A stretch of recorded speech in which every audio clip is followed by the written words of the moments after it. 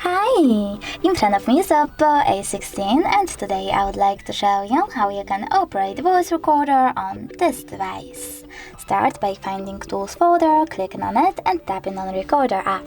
Now you need to select Agree and Continue, tap on Allow and tap on this red button to start your recording. You can add a bookmark by tapping on this little flag whenever you need to, and you can pause or unpause your recording by tapping on the middle button.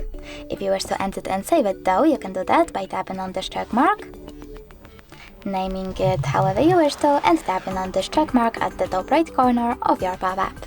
As you can see, my recording was successfully created. If you wish to get rid of it, you can do that by holding it, then tapping on this pin icon at the bottom right corner and choosing Delete All Recordings. Thanks so much for watching. If you enjoyed this video, leave a like, comment and definitely subscribe. Bye!